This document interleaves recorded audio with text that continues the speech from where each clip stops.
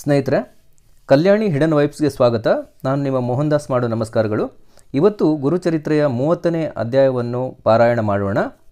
ಬನ್ನಿ. ಶ್ರೀ ಗಣೇಶಾಯ ನಮಃ, ಶ್ರೀ ಸರಸ್ವತ್ಯೈ ನಮಃ, ಶ್ರೀ ಗುರುಭ್ಯೋ ನಮಃ. ಶಿಷ್ಯರಾಜನಾದ ನಾಮಧಾರಕನು ಸಿದ್ಧನ ಚರಣಗಳಿಗೆ ಎರಗಿದನು. ಭಕ್ತಿಭಾವದಿಂದ ಕೈಜೋಡಿಸಿಕೊಂಡು, ಜಯ ಜಯ ಸಿದ್ಧಮುನಿಯೇ, ಈ ಭವಸಮುದ್ರದಿಂದ ದಾಟಿಸುವ ನಾವಾಡಿಗನು ನೀನೇ ಆಗಿರುವಿ. ಅಜ್ಞಾನ ರೂಪವಾದ ಕತ್ತಲೆಯನ್ನು ನಾಶಗೊಳಿಸುವ ಜ್ಯೋತಿ ಸ್ವರೂಪನು ನೀನೇ ಆಗಿರುವಿ. ಉಕ್ಕೇರಿದ ಅವಿದ್ಯಾ ಮಾಯೆ ಎಂಬ ಸಾಗರದಲ್ಲಿ ನಾನು ಮುಳುಗಿದ್ದೆನು. ಆದರೆ ಸ್ವಾಮಿ, ನಿನ್ನ ಕೃಪೆ ನನ್ನ ಮೇಲಾಯಿತು. ನೀನೇ ನನ್ನನ್ನು ಉದ್ಧರಿಸಿದೆ. ಪರಮಾರ್ಥವನ್ನು ಹೊಂದುವಂಥ ನಿಜವಾದ ಮಾರ್ಗವನ್ನು ತೋರಿಸಿದಿ. ಸ್ವಾಮಿ, ವಿಶ್ವವನ್ನೇ ಪಾಲಿಸುವಂಥ ಗುರುನಾಥನು ನೀನೇ ಆಗಿರುವಿ. ನೀನು ನಮಗೆ ಗುರುಚರಿತ್ರೆಯೆಂಬ ಅಮೃತರಸವನ್ನು ಕುಡಿಸಿದಿ. ಆದರೆ ಮನಸ್ಸು ತೃಪ್ತಿಯಾಗಲೊಲ್ಲದು ಮತ್ತು ಕುಡಿಯುವ ಬಯಕೆ ಆಗುತ್ತಲಿದೆ. ನೀನು ಮಾಡಿದ ಉಪಕಾರವು ಬಹುದೊಡ್ಡದು. ವಂಶ ಪರಂಪರೆಯಾಗಿ ಸೇವೆ ಮಾಡಿದರೂ ಅದು ಇಳಿಯುವಂತಿಲ್ಲ. ಸಿದ್ಧಮುನಿಯೇ, ನಮಗೆ ನಿಜ ಸ್ವರೂಪವನ್ನು ತೋರಿದಿ. ಶ್ರೀ ಗುರುಗಳು ಚಾಂಡಾಲನಿಂದ 4 ವೇದಗಳನ್ನು ನುಡಿಸಿದರು. ಸೃಷ್ಟಿಯಲ್ಲಿ ಅದೊಂದು ದೊಡ್ಡ ಅಚ್ಚರಿಯುಂಟಾದ ಕಥೆಯನ್ನು ಈ ಮೊದಲು ನಿರೂಪಿಸಿದಿ. ತ್ರಿವಿಕ್ರಮ ಮಹಾಮುನೀಶ್ವರನಿಗೆ ಬೋಧಿಸಿ ಜ್ಞಾನ ಪ್ರಕಾಶವನ್ನು ಉಂಟು ಮಾಡಿದುದನ್ನು ಹೇಳಿದಿ. ಸ್ವಾಮಿ, ಮುಂದಿನ ಕಥೆಯು ಹೇಗೆ ವರ್ತಿಸಿತೆಂಬುದನ್ನು ಈಗ ಹೇಳುವ ಕೃಪೆಯಾಗಬೇಕು ಎಂದು ಭಕ್ತಿಯುಕ್ತ ಮನದಿಂದ ಸ್ತುತಿ ಮಾಡಿ ವಿನಂತಿಸಿದನು. ಶಿಷ್ಯನ ವಚನವನ್ನು ಕೇಳಿ ಸಿದ್ಧನು ಆನಂದಿತನಾದನು. ಪ್ರೇಮ ಭಾವದಿಂದ ಆತನನ್ನು ಆಲಂಗಿಸಿ ಹೇಳತೊಡಗಿದನು. ಶಿಷ್ಯೋತ್ತಮನೇ, ನೀನು ಧನ್ಯನು. ನಿನ್ನ ಬಯಕೆಗಳೆಲ್ಲವನ್ನು ಪೂರ್ಣ ಮಾಡಿಕೊಂಡೆ. ಕೂಡಲೇ ಗುರುಕೃಪೆಯು ನಿನ್ನ ಮೇಲಾಯಿತು. ಶಿಷ್ಯನೇ, ನಿನ್ನ ವಾಣಿಯು ಧನ್ಯವಾದುದು. ಗುರುಚರಣದಲ್ಲಿ ಲೀನನಾದ ನೀನು ಈ ಬಹುಸಮುದ್ರವನ್ನು ದಾಟಿದಿ. ಇನ್ನೂ ನಿನ್ನ ಬಯಕೆಗಳಿದ್ದರೆ ಅವು ಸಾಧಿಸುವು. ನೀವು ಕೇಳಿದ ವೃತ್ತಾಂತವನ್ನು ಸ್ಮರಿಸಿ ಇಂದು ನಮಗೆ ಬಹಳ ಸಂತೋಷವಾಯಿತು. ಶ್ರೀ ಗುರು ಮಹಿಮೆಯು ದೊಡ್ಡದು, ಅದು ತೀರಾ ಗಹನವಾಗಿದೆ. ಒಂದೊಂದೇ ಮಹಿಮೆಯನ್ನು ಹೇಳಬೇಕಾದರೂ ಕಥೆಯು ಬಹಳ ವಿಸ್ತಾರವಾಗುವುದು. ಅದಕ್ಕಾಗಿ ಈಗ ಸಂಕ್ಷೇಪ ರೂಪದಿಂದ ನಿನಗೆ ಹೇಳುತ್ತಿದ್ದೇನೆ. ಮುಂದೆ ವರ್ತಮಾನ ಸಮಯದಲ್ಲಿ ಶ್ರೀ ಗುರುನಾಥನು ಗಾಣಗಾಪುರದೊಳಗೆ ದಿವ್ಯ ಲೀಲೆಗಳನ್ನು ನಡೆಸಿದನು.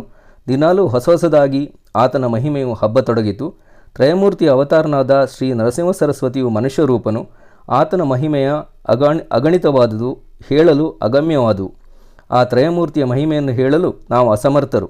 ಆತನು ಮಾನವ ದೇಹವನ್ನು ಧರಿಸಿ ಭೂಮಿಯ ಮೇಲೆ ಅಗಮ್ಯ ಚರಿತ್ರೆಯನ್ನು ಆಚರಿಸಿದನು. ಗುರುಗಳು ಗಾಣಗಾಪುರದಲ್ಲಿ ಇರುವಾಗ ಅವರ ಕೀರ್ತಿಯು ಬಹಳವಾಗಿ ಬೆಳೆಯಿತು. 4 ರಾಷ್ಟ್ರಗಳಲ್ಲಿ ಪ್ರಸಿದ್ಧಿಯನ್ನು ಹೊಂದಿತು. ಅವರ ದರ್ಶನಕ್ಕಾಗಿ ಎಲ್ಲರೂ ಬರಹತ್ತಿದರು. ಭಕ್ತರು ಏಕೋಭಾವನೆ ಭಕ್ತಿಗಳಲ್ಲಿ ಯಾತ್ರೆಗೆ ಬರುವರು. ಶ್ರೀ ಗುರುಗಳ ದರ್ಶನ ಮಾತ್ರದಿಂದ ಎಲ್ಲ ಬಯಕೆಗಳನ್ನು ಹೊಂದುವರು. ದರಿದ್ರಿಯಾದವನು ಶ್ರೀಮಂತನಾಗುವನು.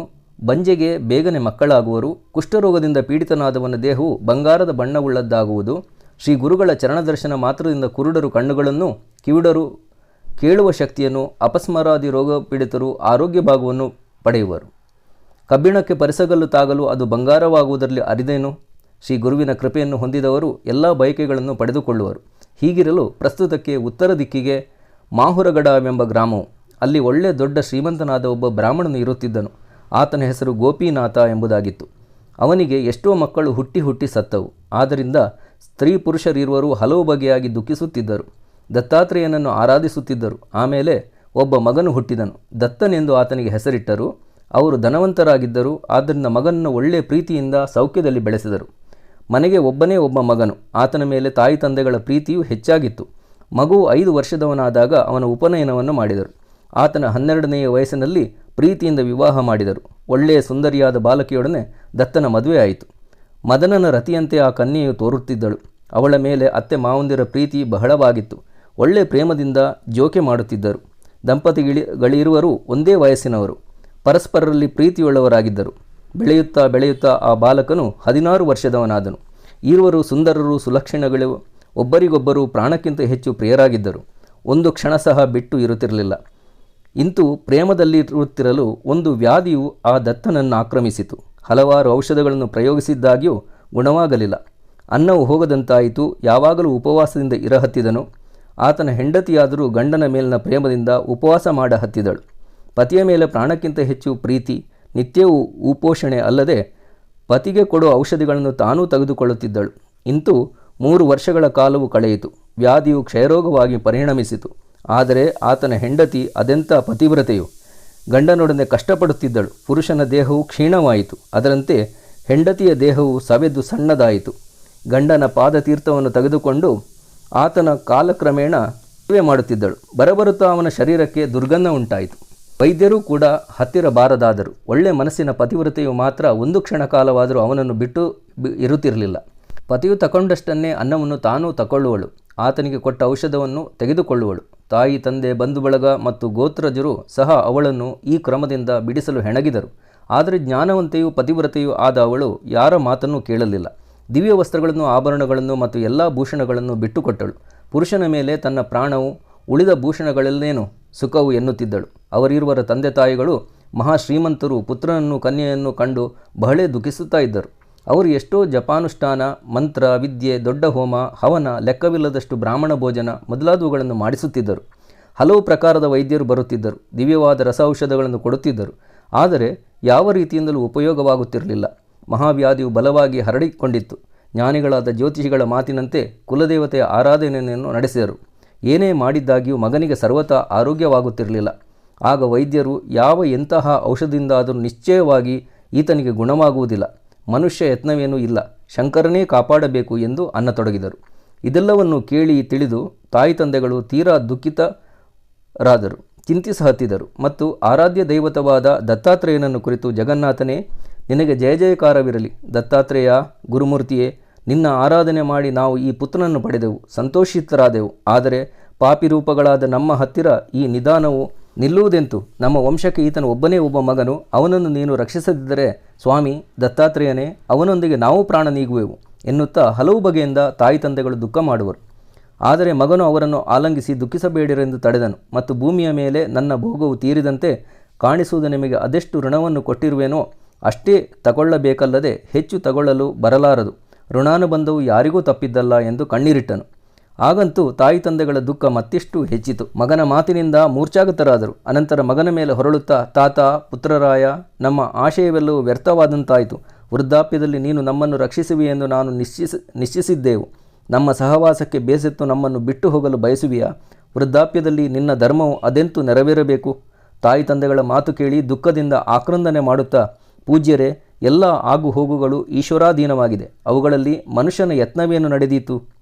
ವಸ್ತುತಃ ತಾಯಿ ತಂದೆಗಳ ಋಣವೆಂದರೆ ದೊಡ್ಡದು. ಮಗನಾದವನು ಅದನ್ನು ತೀರಿಸಲೇಬೇಕು. ಅಂದರೇನೇ ಮಗನಾದುದು ಸಾರ್ಥಕವು, ಇಲ್ಲವಾದರೆ ಒಂದು ಕಲ್ಲಿಗೆ ಸಮನು. ತಾಯಿ ನನ್ನನ್ನು ಪೋಷಿಸಿದಳು. ಎದೆಹಾಲು ಕೊಟ್ಟ ಋಣವಂತೂ ತೀರದು. ಅದನ್ನು ತೀರಿಸದಿದ್ದರೆ ಜನ್ಮಾಂತರಕ್ಕೆ ಬಂದು ಭವಸಮುದ್ರದಿಂದ ಪಾರಾಗಲಾರದು. ನಿಮ್ಮ ಹೊಟ್ಟೆಯಲ್ಲಿ ಹುಟ್ಟಿ ಯಾವ ಬಗೆಯಿಂದಲೂ ಸುಖವನ್ನು ಕೊಡಲಿಲ್ಲ. ಪ್ರತಿಯಾಗಿ ನಿಮಗೆ ಅತ್ಯಂತ ಕಷ್ಟವನ್ನು ಕೊಟ್ಟೆನು. ಇಂತಹ ಕಡುಪಾಪಿಯು ನಾನು. ಇನ್ನು ನೀವು ದುಃಖಿಸಬೇಡಿರಿ, ಪರಮಾರ್ಥದಲ್ಲಿ ದೃಷ್ಟಿಯನ್ನಿಡಿರಿ. ಪ್ರಾರಬ್ಧ ಭೋಗವು ಬ್ರಹ್ಮಾದಿಕರಿಗೂ ತಪ್ಪುವುದಿಲ್ಲವಷ್ಟೇ. ಹೀಗೆ ತಾಯಿ ತಂದೆಗಳ ಹೇಳಿದ ಬಳಿಕ ದತ್ತನು ಅದರಂತೆ ತನ್ನ ಹೆಂಡತಿಗಾದರೂ ಹೇಳಿದನು. ಎಂತೆಂದರೆ, ಪ್ರಾಣೇಶ್ವರಿ, ನನ್ನ ಆಯುಷ್ಯದ ದಿನಗಳು ತುಂಬಿ ಬಂದಿದೆ. ನನ್ನ ಸಲುವಾಗಿ ನೀನು ಬಹಳ ಕಷ್ಟಪಟ್ಟೆ. ಆದರೆ ಆ ನಿನ್ನ ಕಷ್ಟವೆಲ್ಲವೂ ವ್ಯರ್ಥವಾಯಿತು. ಪೂರ್ವಜನ್ಮದಲ್ಲಿ ನಾನು ನಿನ್ನ ವೈರಿಯಾಗಿದ್ದೆನೋ, ಅದರಿಂದ ನಿನ್ನೊಡನೆ ನನಗೆ ಕೋಪ ಉಂಟಾಗಿತ್ತೋ ಯಾರು ಬಲ್ಲರು? ಇರಬಹುದು. ಜನ್ಮಾಂತರದ ಕಷ್ಟವನ್ನು ಈಗ ನೀನೇ ಕೊಟ್ಟಿರುವೆ. ಇನ್ನು ಮುಂದೆ ನೀನು ಇಲ್ಲಿ ನಿಂತದ್ದಾದರೆ ನನ್ನ ತಂದೆ ತಾಯಿಗಳು ನಿನ್ನನ್ನು ರಕ್ಷಿಸುವರು. ಇಲ್ಲಿ ನಿನಗೆ ಬಹಳವಾಗಿ ಕಷ್ಟವೇನಿಸಿತು. ಅದಕ್ಕಾಗಿ ನಿಮ್ಮ ತವರು ಮನೆಗೆ ಹೋಗು. ಸುಂದರಿ, ನಾನು ನಿನ್ನ ಸೌಂದರ್ಯವನ್ನು ಉಪಭೋಗಿಸಲು ಅದೃಷ್ಟವನ್ನು ಪಡೆದಿರಲಿಲ್ಲ. ದೈವಹೀನವಾದ ನನ್ನ ಅಂಗಸ್ಪರ್ಶದಿಂದ ನಿನ್ನ ಮುತ್ತೈದಿತನವು ನಿಲ್ಲಲಿಲ್ಲ ಎಂದು ನಿರಾಶೆಯಿಂದ ನುಡಿದನು. ಗಂಡನ ಮಾತು ಕೇಳಿದೊಡನೆ ಸತಿಗೆ ಮೂರ್ಛೆ ಉಂಟಾಯಿತು ಮತ್ತು ಎಚ್ಚೆತ್ತ ಬಳಿಕ ಪತಿಯ ಚರಣಗಳಿಗೆ ಹಣೆಯನ್ನಿಕ್ಕಿ ದುಃಖಿಸತೊಡಗಿದಳು. ಸ್ವಾಮಿ ಪ್ರಾಣೇಶ್ವರ, ನೀವು ನನ್ನನ್ನು ದೂರ ಮಾಡಕೂಡದು. ನನಗೆ ನಿನ್ನಂತಹ ದಾತಾರರು ಬೇರೆ ಇರುವರೆ? ನನಗೆ ನೀನಿಲ್ಲದೆ ಬೇರೆ ಗತಿಯಿದೆಯೇ? ನಿಮ್ಮ ದೇಹವು ಎಲ್ಲಿರುವುದೋ ಅಲ್ಲಿ ನಾನೂ ಇರುವೆನು. ಈ ಬಗ್ಗೆ ಮನದಲ್ಲಿ ಸಂದೇಹ ಪಡಬೇಡಿ. ನಾನು ನಿಮ್ಮ ಸಹಧರ್ಮಿಣಿಯಲ್ಲವೇ ಎಂದು ಕಮ್ಮನಿಗೆರೆದಳು. ಆ ಬಾಲದಂಪತಿಗಳ ಸಂಭಾಷಣೆಯನ್ನು ಕೇಳಿ ಗೋಪಿನಾಥನು ಅವನ ಹೆಂಡತಿಯು ನೆಲದ ಮೇಲೆ ಬಿದ್ದುಕೊಂಡು ದೊಡ್ಡ ಧ್ವನಿಯಿಂದ ಅಳಹತ್ತಿದರು.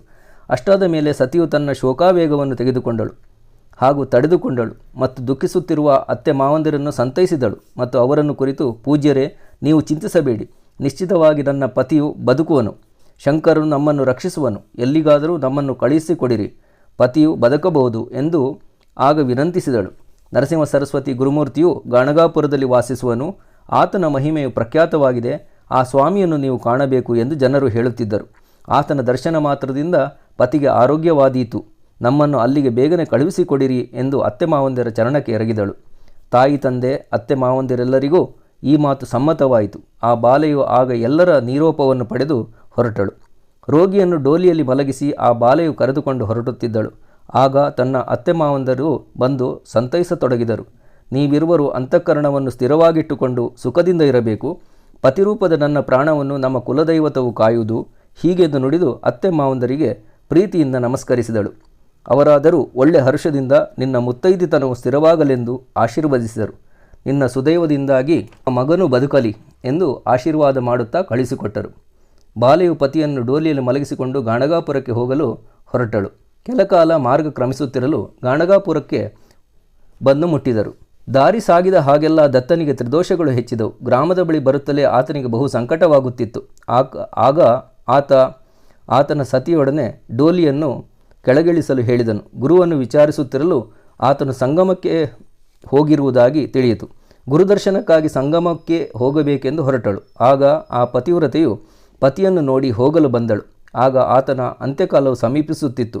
ಕೂಡಲೇ ಆತನ ಪ್ರಾಣಪಕ್ಷಿಯು ನೋಡುವಷ್ಟರಲ್ಲಿ ಹಾರಿಹೋಯಿತು. ಭೂಮಿಯ ಮೇಲೆ ಹೊರಳುತ್ತಾ ನಾರಿಯು ಆಕ್ರಾಂತ ಮಾಡತೊಡಗಿದಳು. ಕೈಯಲ್ಲಿ ಚೂರಿಯನ್ನು ತೆಗೆದುಕೊಂಡು ಹೊಟ್ಟೆಗೆ ಇರಿದುಕೊಳ್ಳ ಹೋದಳು. ಆ ಗ್ರಾಮದ ಜನರು ಅದನ್ನು ತಡೆದರು.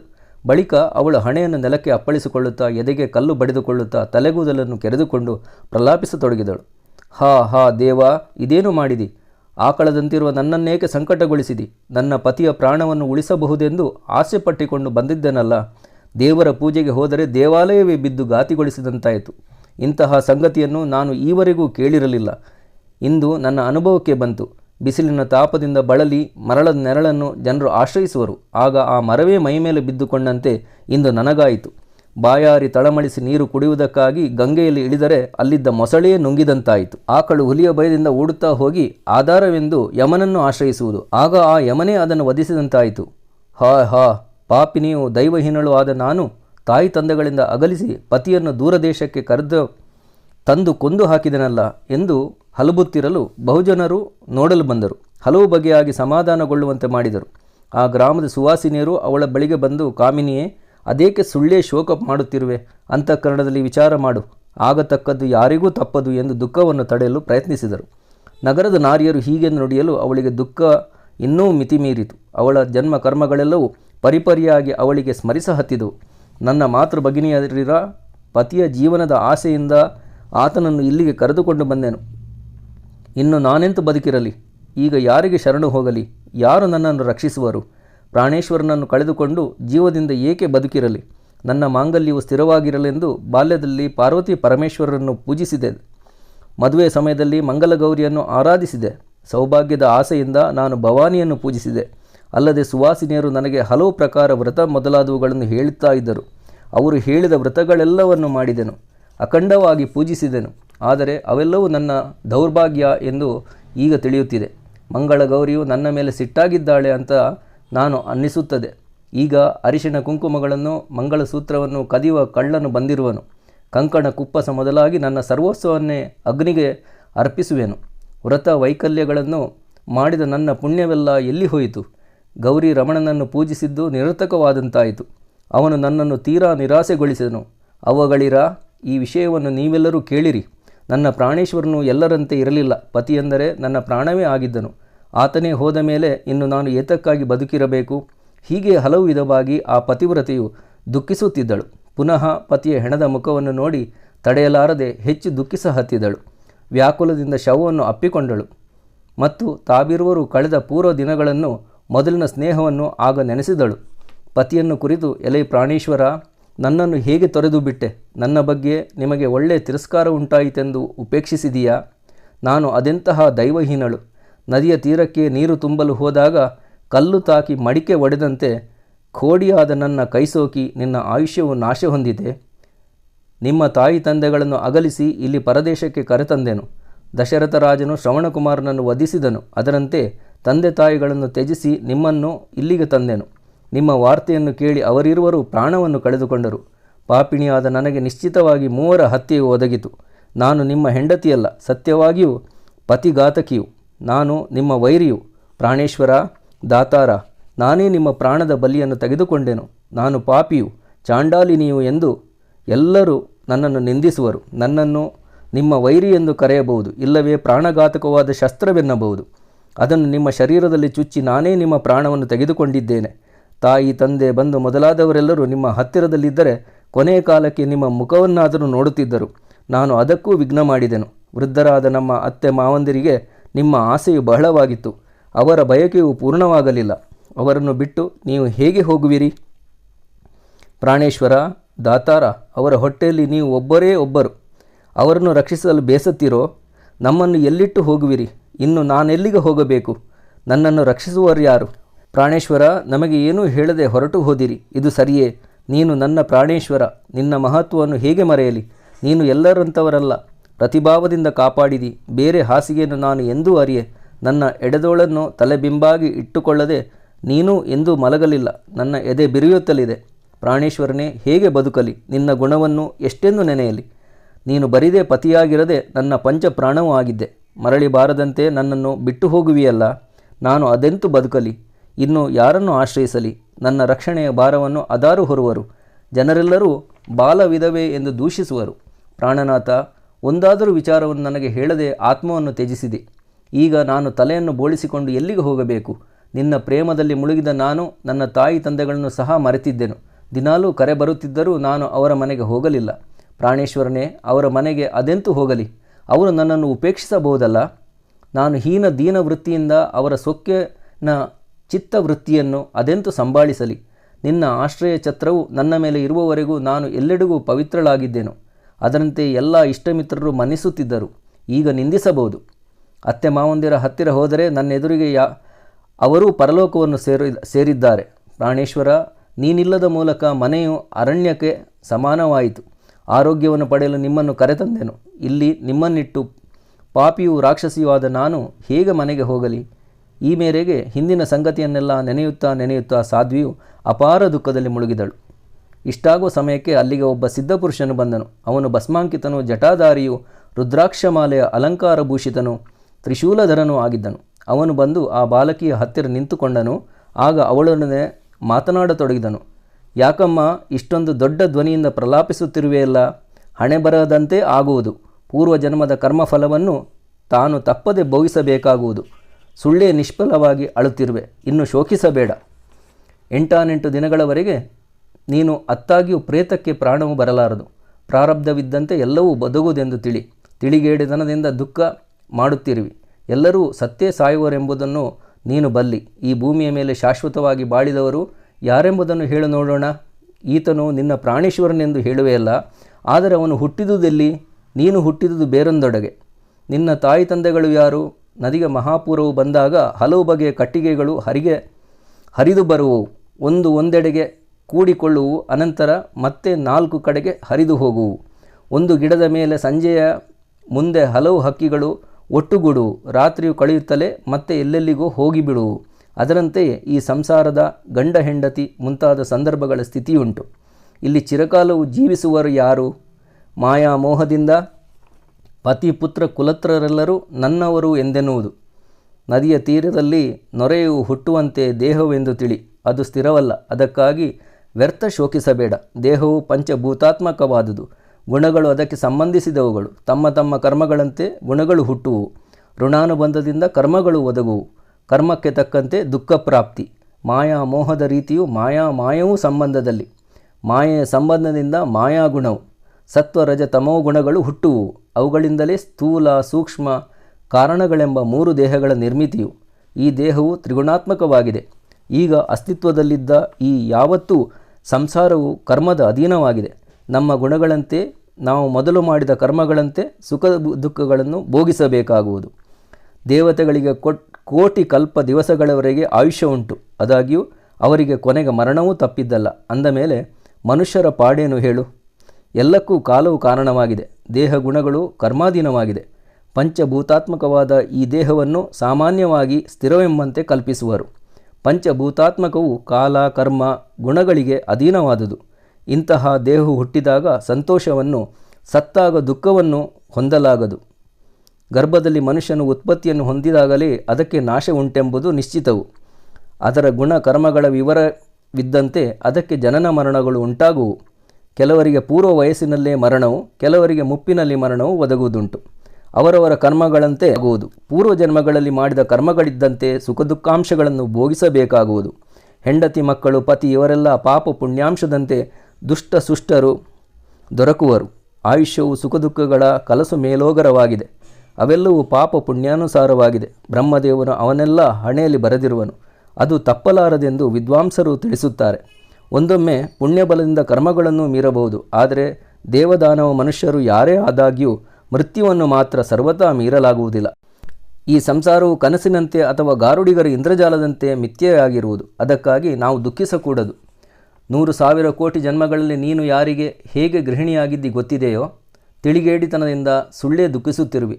ಪಂಚಭೂತಾತ್ಮಕ ಶರೀರವು ತ್ವಚೆ, ಮಾಂಸ, ನರ, ರಕ್ತ, ಮೇದ, ಮಜ್ಜ ಎಲ್ಲವೂ ಹೇಸಿಗೆ, ಮೂತ್ರ, ಶ್ಲೇಷ್ಮಗಳ ಸಂಬಂಧವುಳ್ಳದ್ದು.